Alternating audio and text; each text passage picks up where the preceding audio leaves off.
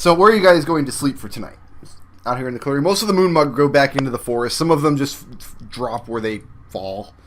I'd be a little bit worried about leaving the clearing without a guide and not being able to find my way back, so... Yeah. That's why I asked. I imagine that we'd still keep a watch just to make sure nothing happens to Zook in the interim. Okay, so it's appropriate for everybody to take a short rest here, but not a long one. Okay. You all wake up. The sun comes up. The guards have been changed out again on Zook's cage. Arik doesn't wake up. Someone check to make sure he's breathing. He's breathing. You guys have been making sure he's not vomiting into the back of his own throat. Yeah. The litter of the previous day is just all over the clearing. Just discarded bones and broken mugs and these casks that have been long since broken open and just discarded crusts of bread and vegetable matter and piles of giant sick and whatnot all over the place in the clearing. Looks pretty awful here right now. At this point, I think in order to get Arik up, Khalil would take a rag, dip it in some of that vomit of the giants, and then just kind of do the smelling salts thing. Listen. You can never again say, but Khalil hasn't done anything evil. Yeah. You're not allowed to play that card anymore. You got it? Right? We're done with that. Yeah, but it's over. Because that's awful. This is kind of important. Shouldn't his alignment have changed by now? It doesn't. He doesn't wake up. Arik does not wake up. Won't wake up until other Dole comes back. Yeah, a couple of the Moonmug go out and start clearing away the debris, but they don't do a great job of it. I mean, you can't mop the forest floor. Yeah. The remnants of the fire are shoveled away. The last sparks are doused out, covered with soil. The broken pieces of discarded firewood, discarded casks, things like this are taken away. And before long, the priest reemerges. Takes his place behind the altar. When he does, one of the white robes standing next to him raps very violently along the side of the cage. So if Zook wasn't already awake, he starts up right now. Wait! Wake! A lot of the Moonmug, you can tell, in their own special way, are hungover. Where are you guys? Are you guys staying in the same general place? Or do you want to be closer or farther or roll initiative? Tarin is going to, again, remain within mind link distance, so... Okay, so... Really wants us to roll initiative? Tarin's placed here, and you guys are going to be standing nearby? Yeah. What do you do with Arik? I think as we take turns speaking in his defense, we would, then go back and tend to him. What do you do with his physical body? Just leave the bird guarding him. You just leave him sprawled out on the floor or on the prop him up against floor? a stump or just leave the bird guarding him. That's what the bird's for, right? So you leave the owl perched on Arik? Do we lose Eldove? Maybe. Sounds like possibly. I don't like him anyway. We can just go on without him. Yeah. So the owl is perched on Arik, who's all sprawled out on the ground. Eldove gets beamed away.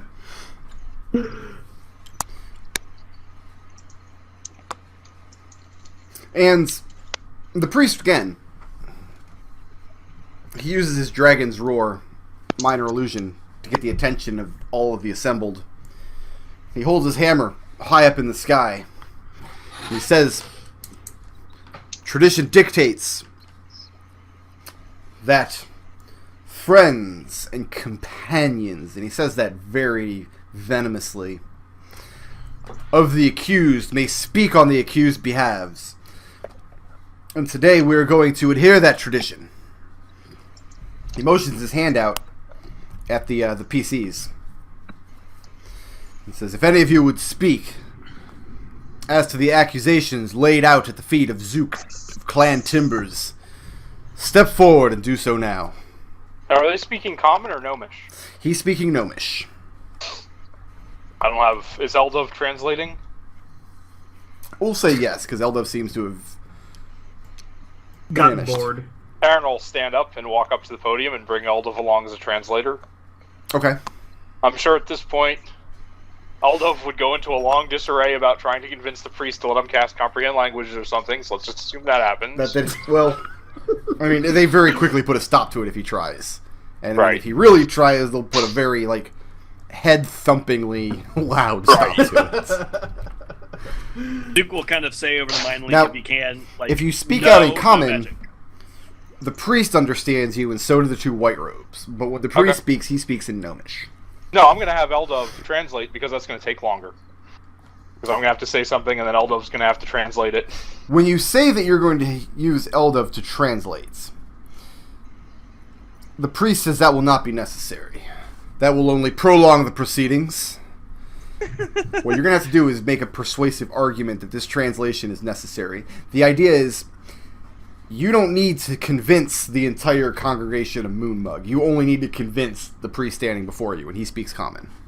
Well, obviously, I mean, are you going to deny all of these great and noble forest elves, and I'll wave my hand across the assembly, the right to hear of all of the wretchedry and to know just how well justice was served at the end of this trial? And you call them I mean, we forest can elves? we can do a transcription if you want. And you call them forest elves. Yes. At the mention That of makes being good called a persuasion. forest elf, he looks very angry. Old forest elves. Did you correct? How did you correct yourself? I said old forest elves when I said it. Did you? Okay. Yeah. Roll a persuasion check. Okay.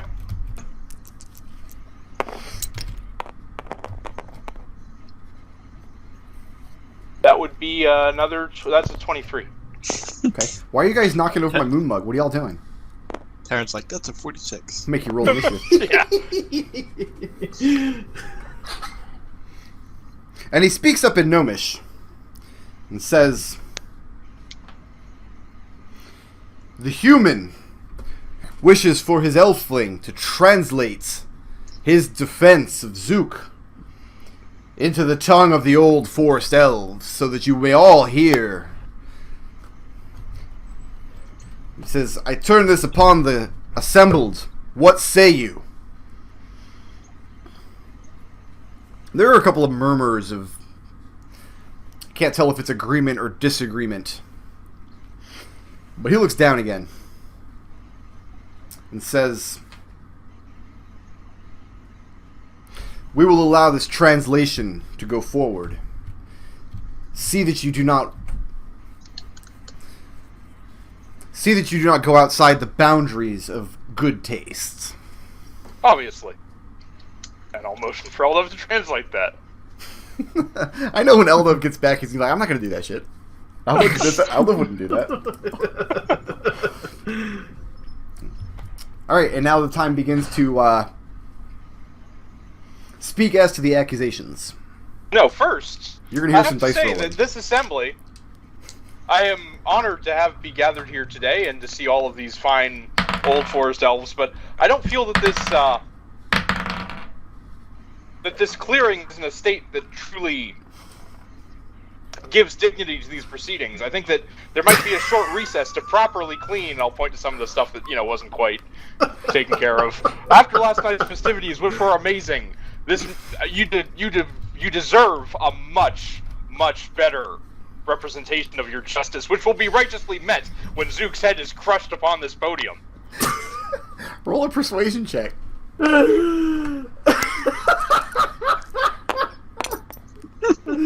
That would be a 29. Can I roll But- to assist him by? No, you're already assisting him by translating, so you can't roll. You can't give him the help action here. He's got you up there translating what he's saying. Right, but I'm Slowly. translating it. I'm translating it into more eloquent words. That's how I'm assisting. No, but Eric you starts can't give him the help consciousness. action. Is what I'm saying. Then I should be the one rolling. I mean, he already rolled an 18, and their insight check is not terrific, so he doesn't need a help right now. I've got a +8 persuasion, so. So you say these words, Yeah, but I think it would be way funnier to All right. fail this roll. and Eldove All right, fine. speaks them, and Tarin says them with such sincerity. And keep in mind that the priests and the two white robes can understand what Tarin's saying just fine, even though he's speaking common. You see the priest. You see anger, and then maybe a look of embarrassment on his body language as he kind of looks like he stands up a little straighter, and the grip on his hammer becomes a little tighter. And he looks around at the state of the clearing that it was left in. I planned for this contingency. I knew this was going to come up. And he nods, and he barks out orders in Gnomish to all the other Moonmug assembled to clear away the festivities of last night. And they do, hastily. They go out. Well, there goes Arik. Arik is thrown out into the woods. Arik, right now you're passed up, sprawled out on the ground with an owl perched on you. Well, and I mean, one of the Moonmug does approach you to drag his body away from the clearing. So what does the owl do? I'm assuming I started to regain consciousness now. You don't.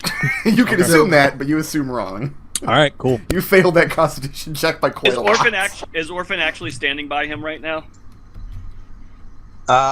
Yeah. Well, we'll say so. Okay. Well, some of the Moonmug are coming over. They're about to drag him away. All right. And Orphan just lets it happen. Yeah. What does the owl do? Oh. Does the owl take flight? Does the owl Poor Arik. stay put on Eric's body, or what? What's up, Nodal? We just had him a minute ago. Where'd he go? Yeah, Oh, what no. the hell, Nodal? You're supposed to be delaying in character, Nodal, not out of character. God damn it, This Nodal. Moonmug reaches down and grabs Arik by the shoulders and drags him off behind the tree line. Not out of sight of eye shot, Orphan. Just like back here. Just out of the way. Can I say... I'll speak for Eldove and say that the owl just sticks with him. Okay, I'm just gonna have the owl perch in this tree above him. They consider him debris and they drag him away. I mean, there's not much they could do about the piles of sick and whatnot, but I mean, they throw shovel dirt over him, whatever they can do to make the forest look more presentable for the proceedings. Ding. I think that was Nodal coming back. That sounded like Nodal's done. Is Nodal done? Light keeps lighting up. I wonder if his headset died on him. That might be a thing. So what does Orphan do after Arik gets dragged off? Wait, what? Let's see. Is it her turn to speak, or No, has it's Tarin's turn. Tarin hasn't begun speaking yet. Tarin said, "Look, y'all need to clean up because I'm not talking in this trash pit." Can she see Arik from where she is? Yeah, they dragged him over behind this giant tree off to about 15 feet away from you, and they slumped his body off over there. Should just step back a little ways just so she can keep an eye on him. Okay. Were there any onions during the feast? No.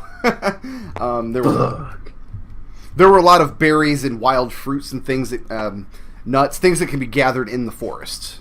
But nothing that has layers. Nothing that has layers. Okay. I mean, What about watermelon?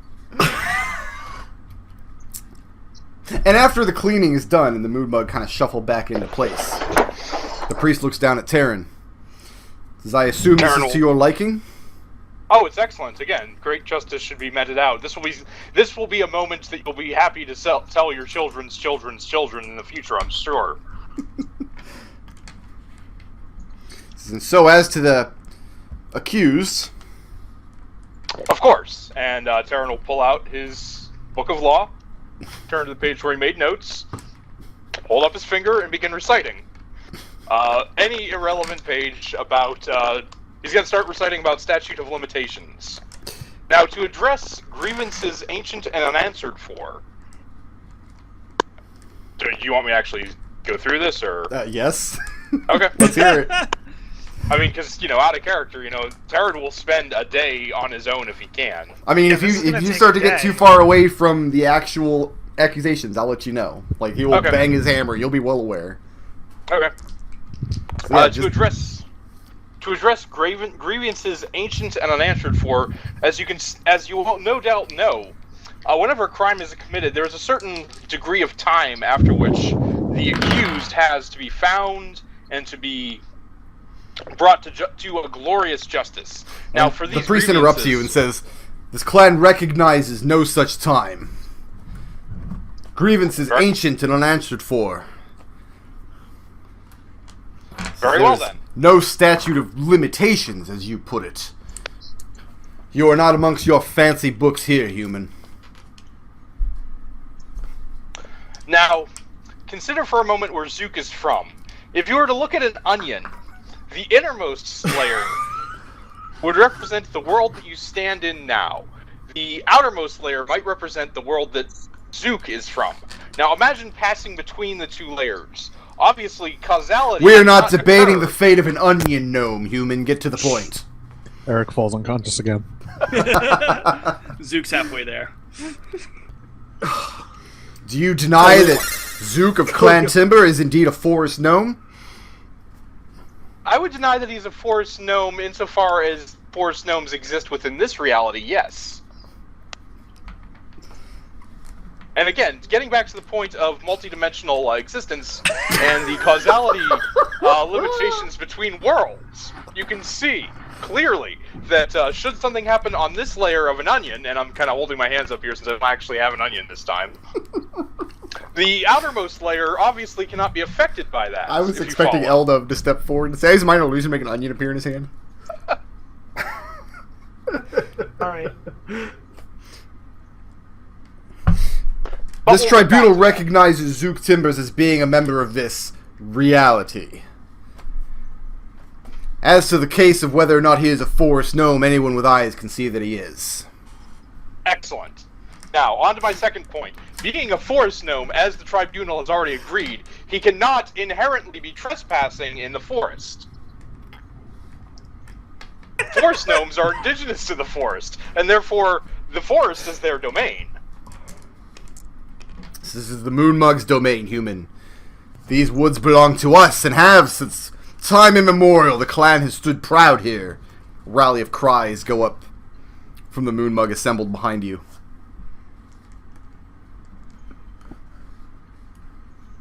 Of course, of course. Now, continuing to the sneaking and sulking, obviously, if you saw him doing it, he wasn't actually sulking, because how would you know about it? There seems to be sort of a disconnect here between the ability of one to be unknown and then to be got into trouble for becoming a known fact. The priest turns over and calls one of the Moonmug over. One of them comes up. And he's allowed to speak. And he says, "I was perched at my station outside of Zook's camp, outside of their magical abode. I was one of the summoners of the bears to send in to distract them. I watched as Zook leave that abode, clamber atop of a rock, what the hell is a rock? Clamber on top of a rock, and take up a position of stealth there. Skulking indeed. He didn't know that I was watching him, but he tried to hide himself from the bears and from the Kenku callers in the wood. I saw this with my own eyes, or my blood be cursed." Duke says over the mind link to Tarin, "He saw me sneaking and skulking while he was sneaking and skulking." I mean, he said this in Gnomish, so unless Eldove translated that back to you. Well, Zook caught it. Okay. I just said Oh, that's that right, over the mind Zook link. caught it. That's cool. Yeah. That's fine. Can I get a translation of that, Eldove? Just assume that anything anyone says, I'm translating. I'm Okay. just drawing this out, don't worry. So Eldove translates that into common. And you hear Zook Yes. say in the mind link. Right. Yes, exactly. So if he was sneaking and skulking, then obviously that would be related to, say, poaching, correct? I mean, one does not simply walk upon a deer in the forest. And the priest responds, "There are reports that Zook was hunting all manner of creatures during your travel through our wood."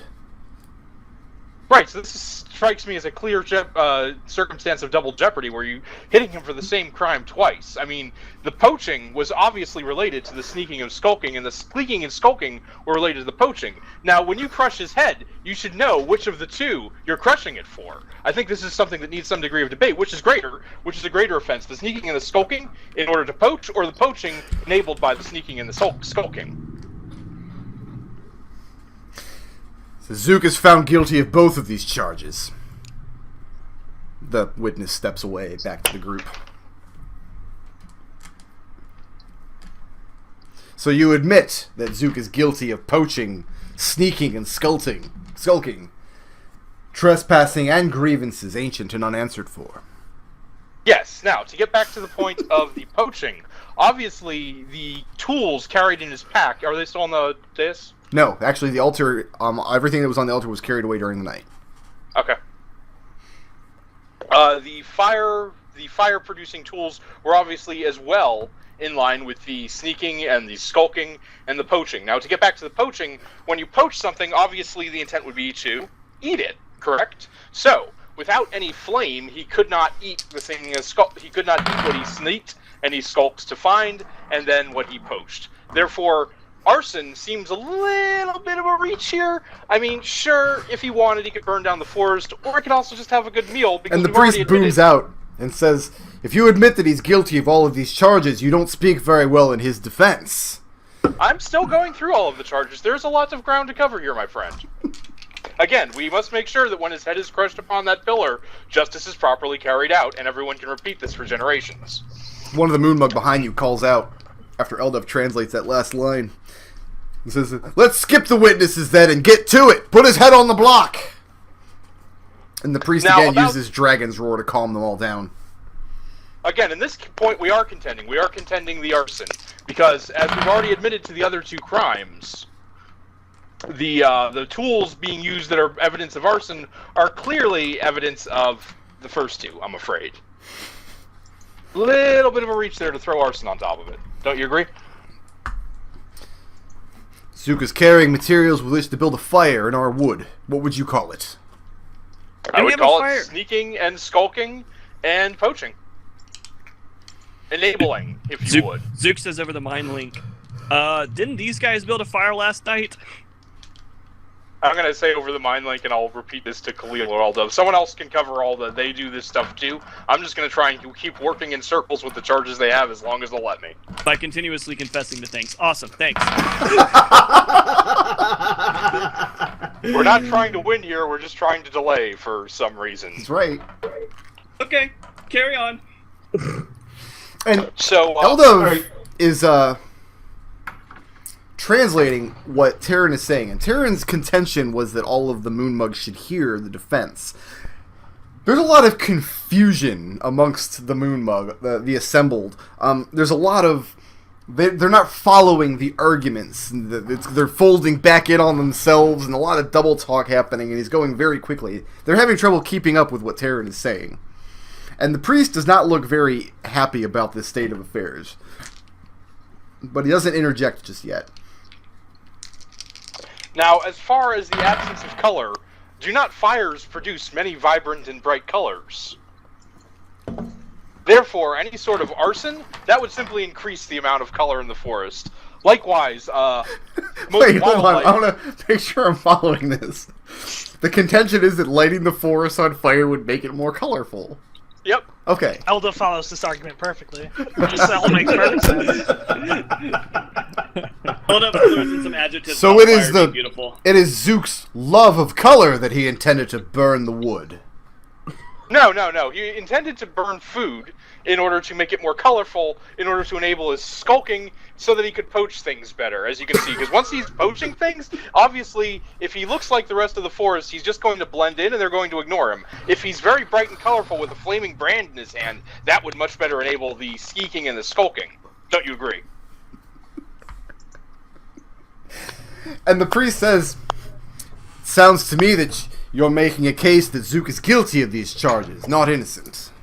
So you agree that having a flaming brand in his hand to alight the forest would make him much more stealthy? I agree that an enemy in our wood holding fire seeks to do our trees harm. And Right, to that exactly, there is which- agreement. So how could someone be committed of both intending to do arson and sneaking and skulking? Because obviously the two are mutually exclusive.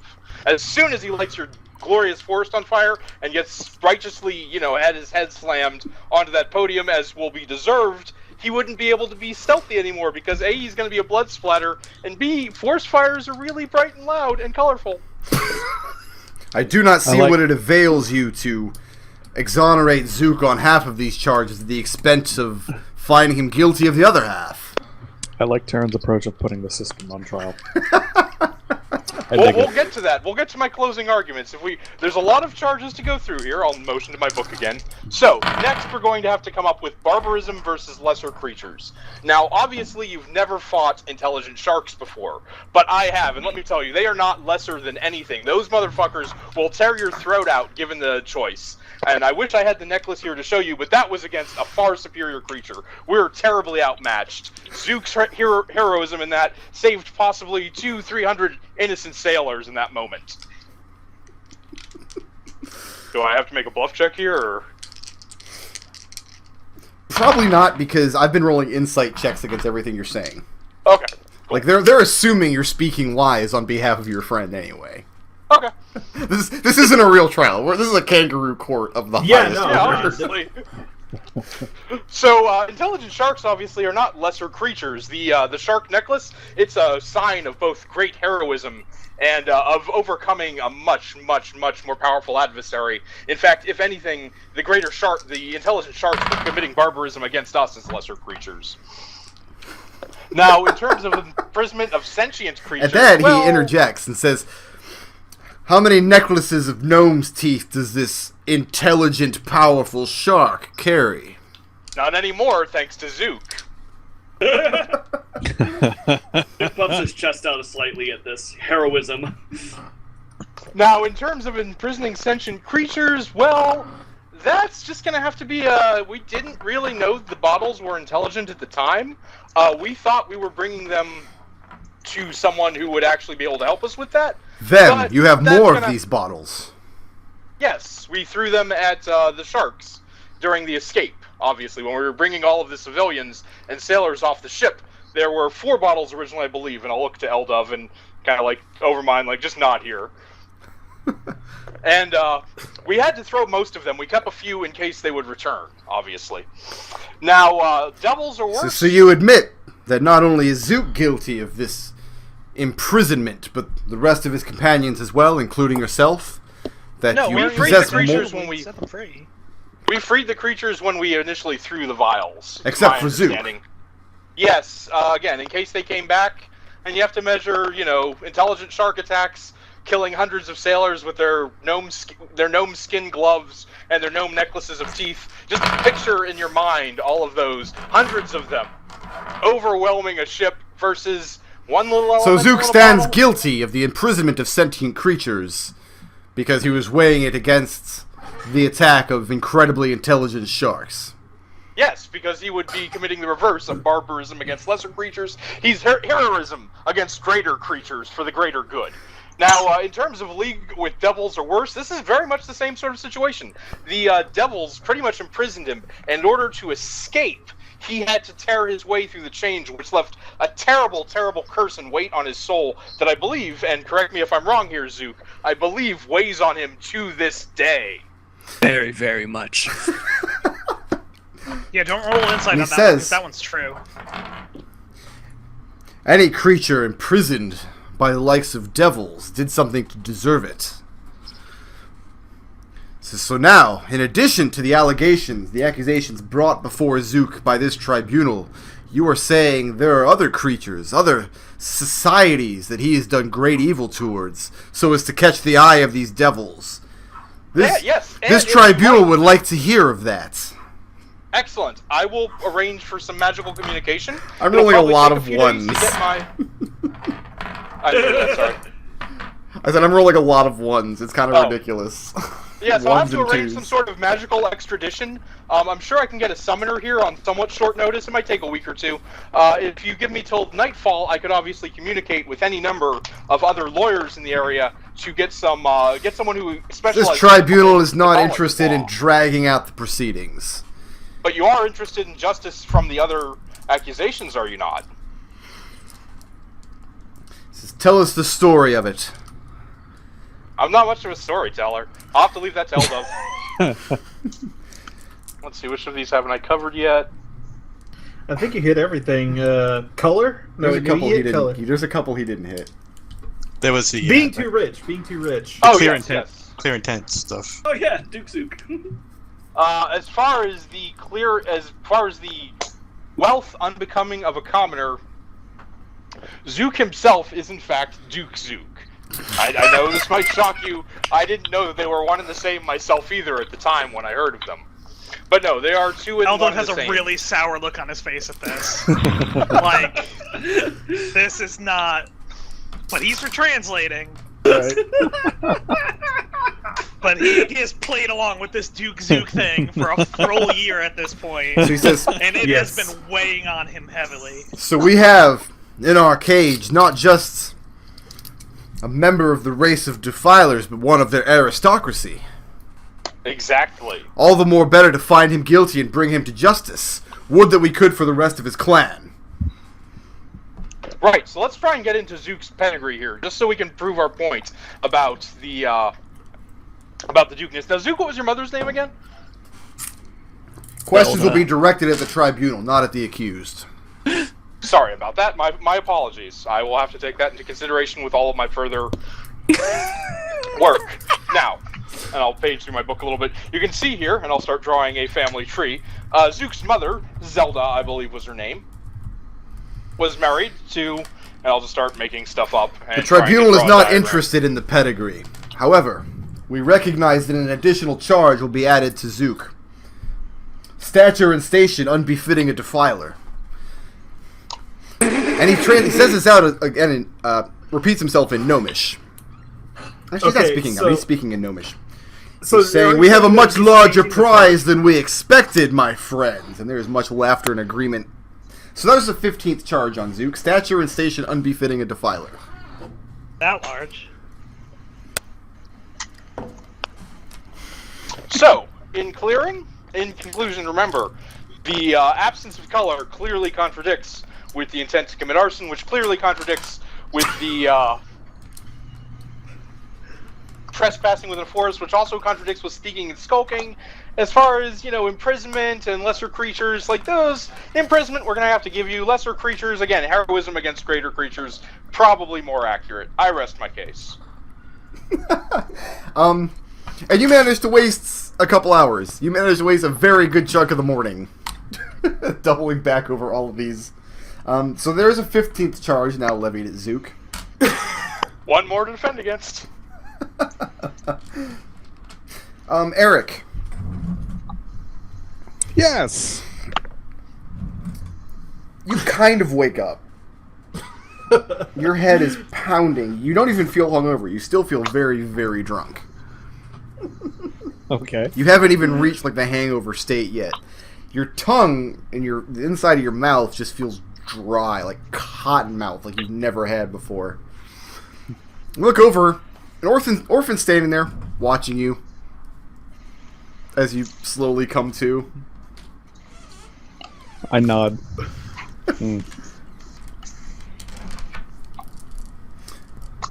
And you hear the priest Why call do I out. smell piss?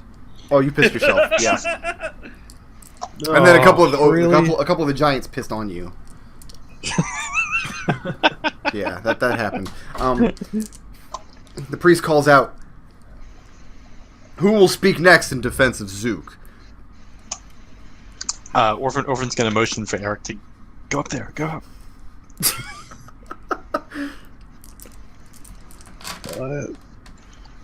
It doesn't matter. And they see Orphan motioning over to the tree. And a couple of the Moonmug are looking in the direction, including the priests. Arik, your show.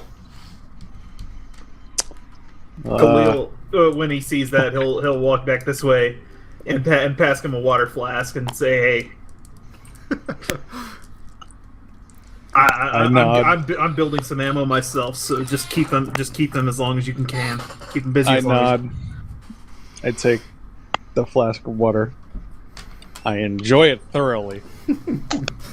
And sort of stumble my way to where people are pointing me towards. You try to stand up. Make a Constitution save. What did you do to work him up so much that he's talking? So small. That is a... I don't know what that is. That's a 13. I think. 13? Yeah, I think that's a... You rolled a That looks 3. cocked as hell. Yeah, That I'm is just going to very re-roll cocked. it. I would re-roll a 2 after I saw that 3. 13.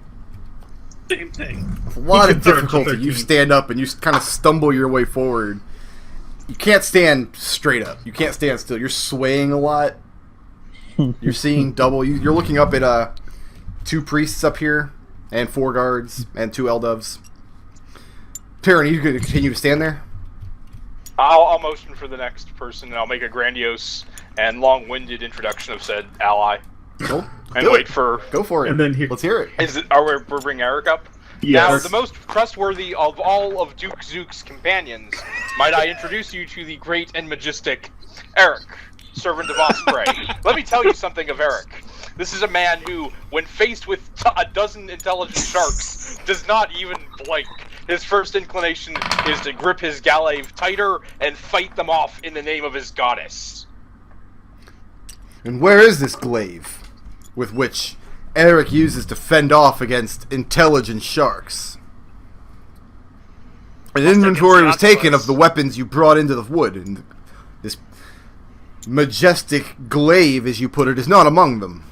It's a fairly plain weapon, but we were here on a mission of peace, and for the most part, didn't bring a lot of weapons with us. So But this that majestic glaive in glaive that has particular- been used to slay countless intelligent sharks was left at home when you set out into our wood to carry out your mission. Again, not all that fancy of a glaive, just a glaive, but Arik was mostly... If we have intelligent sharks in the way, it's going to be lightning, trust me.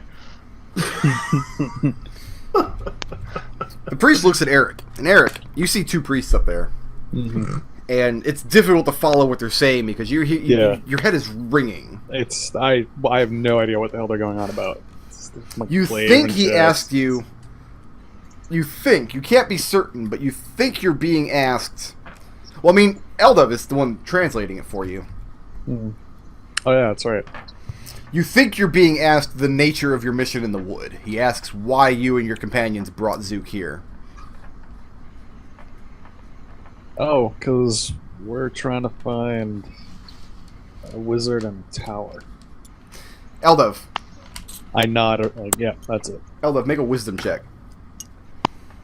Actually, here's how it's going to go. Eldove, you have to pass a wisdom check to successfully understand and translate Eric's drunken, slurred speech. I'm still slurring? Or, Yes. or, You're still drunk. All right. or Eldove, because you're translating, you can make a performance check and a bluff check to make something up. You need performance to make it sound convincing. You need bluff because the priest can understand Arik. Kind of. You don't want me up there now? No, not yet. Buff So- isn't a skill. Deception. Yeah, I'm gonna do that every single time. Okay, so I mean, every time Arik says something, when you go to translate... Well, I mean, I'll try to make the whiz check first because why not? And then if I can't understand it, I'll just make something up. Okay. So what does Arik say the mission is? We're looking for a wizard in the tower, and these are parts. Okay. This one you won't need a performance check for because you do know the mission. If you want to be honest about what the mission is, you can just say it. I'll tell everyone that we're looking for the wizard. Okay. We're off to see a wizard. A wonderful wizard in the town. Start to sing that. It says, and we have no knowledge of any wizard that live within these wood. Yeah, well, I don't blame you. I love near these woods too. Rick, does the wizard live in the woods? He lives in a center of a lake north of this forest. You thought you were going to have a quick journey through this wood, straight through, but then you got lost. Say that then. I'll say from what we've heard, he lives north of the forest and then. And the priest waves his hand away and says, we're getting sidetracked on unimportant matters.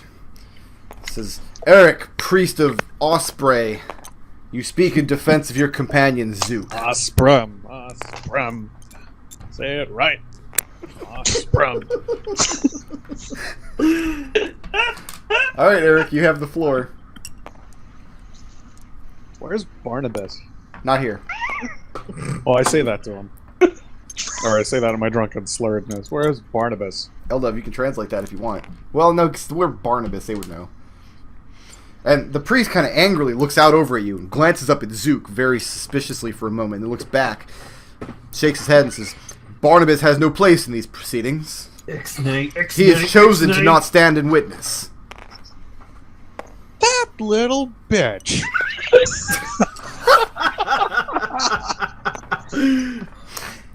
The priest clutches his hammer. Well, Eldove, how did you translate that? Yes. Good luck with that, Eldove. Eldove says our priest doesn't hold Barnabas in much respect. I feel like he's a very respectable elder elf. The priest standing before you clutches the hammer for a moment, but after Eldove's translation releases his grip. Says, is this man even in a state to speak with this tribunal? I think what you need to let me do is let me get all of my facilities together. And then come tomorrow, I'll be able to testify all day for you guys. Test on Zook's behalf. It'll be great. Just give me a day and it'll be great. How does Eldove pass that along? I have to check to see if I understood what the hell he was saying. Yes. If you want to translate him accurately, you have to make a wisdom check. If he fails this, does he think he's translating him accurately? And if he fails this, he just heard. I fail. Okay, so you have no idea what the fuck Eric's going on about right now. So you need to make either performance or deception. Wait, both? Either or. Or either. You can choose. They're literally the same, so I'll just do performance because Eldove likes to talk. Yeah, well, yeah.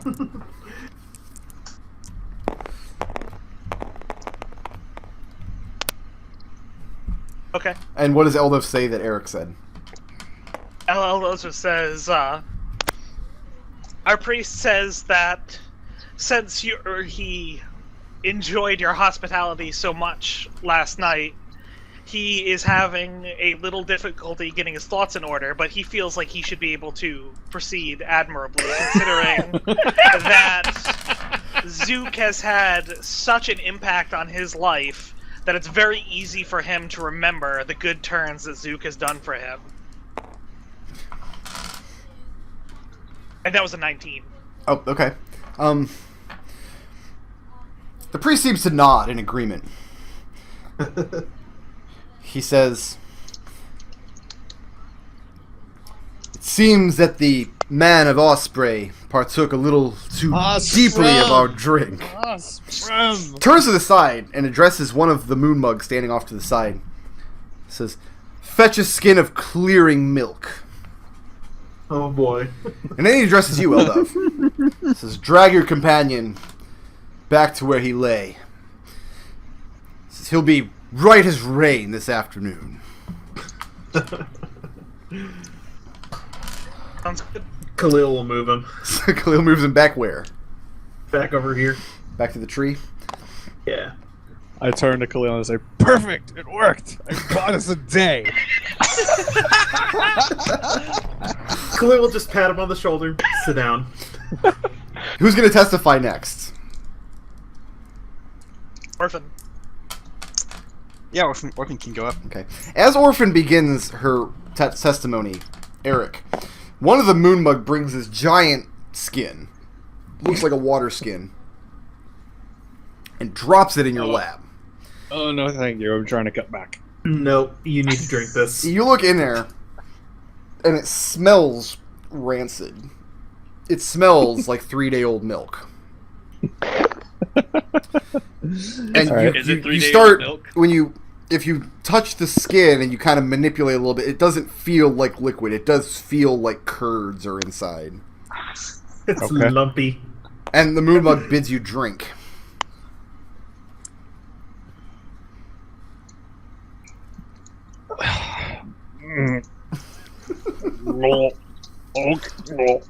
Alright, I heave it up and I drink. Make a Constitution save. Make sure you can get this down. Yeah, this is... Let's go! Let's go anti-drug games. 12. It's difficult. I mean, just your mouth just fills with this horrid, cheesy flavor of whatever this substance is. It's like a shock to your system when it hits the back of your throat. You don't swallow it so much as it kind of oozes and crawls down into your stomach. It warms your body considerably. Once you get it in, and I mean just after a few slugs. I mean, you're obviously not going to drink this entire skin. It's way too big, way too much space. But it's a shock to your system how quickly, like, your headache starts to descend, starts to go away. Like, the whole world kind of mutes a little bit. You can't hear as well, you can't see as well. But your vision, the double vision goes away, the throbbing goes away, and you feel just a warming sensation inside of your gut. Neat. So, Orphan steps up. Does anybody give her a long-winded introduction? So you kind of broke up there. I didn't. Tarin, you should. Yeah, has anybody given Orphan a long-winded introduction? Do they permit me to give her a long-winded introduction? I mean, if they're going to stop you, they'll stop you. Depends on what you say. Walk up, stand next to Eldove. Our next witness is Horned Orphan. Now, this is a woman who I have known for quite some time. And let me tell you, of all things, she seeks the balance in most and has the most respect for the right of law among nearly all of my companions. And the priest says, by the look of this witness, it seems like the accusation of league with devils or worse stands firm. So choose your words carefully. And he's addressing you, Orphan. Alright. Do you speak Gnomish? I don't, so I'm going to need Eldove to translate again. Yeah, he says, choose your words carefully. Oh, I figure even if you could speak Gnomish, yeah, you'd want even me if to you translate. can't speak Gnomish, you should have Eldove translate. Alright, so I'll say, thank you for letting me speak, and it's interesting that you raised that point, because I was going to mention it myself. But first I want to speak to a few of the other points. And I consult the hastily scrawled list that I made. Okay. Trespassing. He stands accused of trespassing. Being in your woods. Is that correct? That's correct. I'll say, I note with some interest that the four of us, and I in motion to myself and Khalil and Tarin and Eldove, the five of us are guilty of the same crime, but we haven't been apprehended. Shall we slap you all in cages? We stand before your tribunal not as defendants, but as character witnesses. And the same could be said for accusation 3, sneaking and skulking. Let's see, when during the time that we encountered some of you in the woods, I was doing my best to follow my friend as he was being carried away, and I had the hardest time finding him because of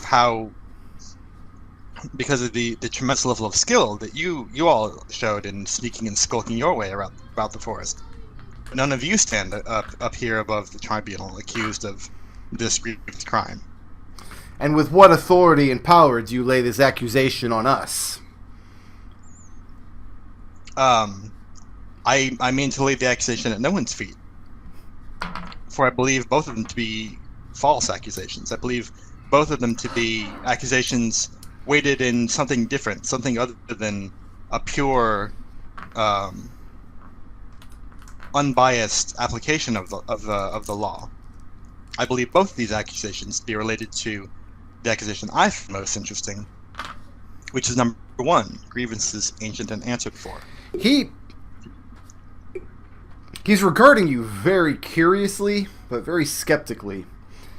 And as you start talking about the grievances ancient and unanswered for, he says, you seem to have a unique perspective on the accused. I would hear of the exact nature of his league with devils, as no doubt you are privy to. And I'll think for a minute. I say, league with devils, league with devils.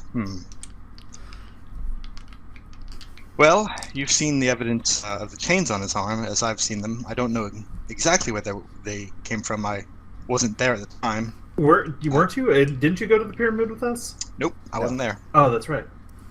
Khalil was there, though. I believe... I think that it's clear from the markings that he has some dealings with devils, but... allow me to be more direct. What is your part in it?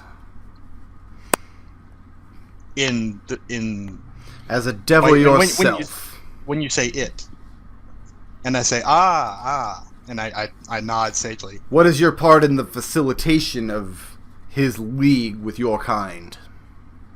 And that's what I was getting to. That's what I find most fascinating about the grievances ancient and unanswered for. Because I've done a lot of thinking along these exact lines myself, and about others. We have little patience for the dodging of questions. Excuse As me, a devil but I was yourself, what is your part in Zook's league with your kind? None. Do you run messages? Does he say prayers and incantations while you draw sigils on the ground? None. Nothing. None of that happens. I wasn't answering the question because it had no relevance to these. So you deny that you yourself are a devil? I was.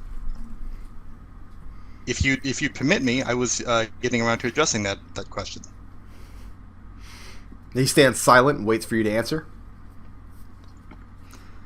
Grievances ancient and unanswered for. You can see, just to look at me, that I bear the mark of these grievances. Long ago. What do you know of the nature of grievances unanswered for? What do you know of what the defilers have done to our race? What was done to me? And I pointed at myself and said, was it through any fault of my own that I was born this way to look like this? Let us be clear. Are you saying that you yourself are one of the old forest elves? That you too have reason to bear grudge against Zook and his accursed kind? Orphan shakes her head. What I'm saying is that the concept of ancient and unanswered grudges is something I have direct experience with, and I think that it is it's a false concept. It has no bearing in reality.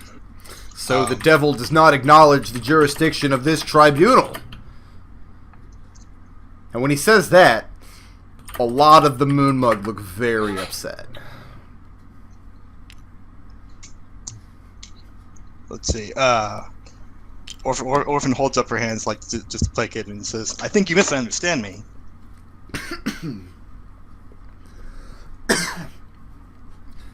Then correct yourself. He doesn't cough. That was me not being able to drink water properly. I just can't get liquid into my face without dying, and that's what happened. Well done, Brick Road. Thank you. Let me make an analogy. You are accusing Zook. If I heard correctly, you used the phrase before. One forest gnome stands guilty with Maul. And he seems to agree with the statement. So I would ask you: would you also hold, for instance, would you hold him guilty? I point to Khalil. I believe I saw him strike one of your kind. Would you hold the entire human race guilty for what Khalil has done to one of your number? And he says, "Should I?" I'm asking if that's the position of the tribunal. He says, "Humans took no part in the grievances from long ago. Humans are not among the races of the defilers. However, If it would please the devil, we shall clap your human companions in cages and hang them from these trees. And he looks over at a couple of the moon mugs and says, stand ready. I smile and say, where's Khalil and Tarin? So you guys are both standing back here at the tree, yes? We're all standing here together. Gotcha. Yeah. I'll smile and say, oh, now you're willing to do a devil's bidding. Ooh, good. Good. Good! That is some good stuff right there. He says, your forked tongue does not impress me, nor does it sway me. I think I've heard quite enough of this testimony. Does that mean that you're in league with devils or worse? At this point, a couple of moon mugs start walking in towards you with intent to drag you away. We'll say this guy and this guy. Keep going. I'll keep going. I'd say dragging away. Should we hold you in guilty with the rest of your kind? And they get their arms around your. Do you resist when they reach forward to drag you away? No, I'll just let them do it. You don't have a hellish rebuke. You haven't taken a long rest. Yeah, I haven't taken a long rest, and they haven't done me any physical injury yet. Right, and so they do. They start dragging you off. I don't really resist. I just let them, and I just laugh the whole time. Just like, what kind of laughter are we talking here? I translate the laughter. So Eldove standard, ha ha ha ha ha, ha ha ha ha ha, troll lo lo lo lo lo. Blah ha ha ha ha ha ha ha. So that, just to be clear, I mean, they drag her back over here with the rest of them, drop her off of the tree. They believe Orphan stepped forward and tried to use her honey devil words. They rolled considerably fewer ones that time. Do you mind if we take a quick break, because Khalil intends to go up next? We're about to, because I'm just about to go grab my dinner. It is 10 to 8, so what I'm going to do is break here. We're going to take 15 or 20 minutes while I put lasagna in my face. I'm going to go ahead and put Elizabeth on the screen here. Good. I had to go potty in my face. Now, well, then you got to get in the car and hurry up and get here in the next 15 minutes.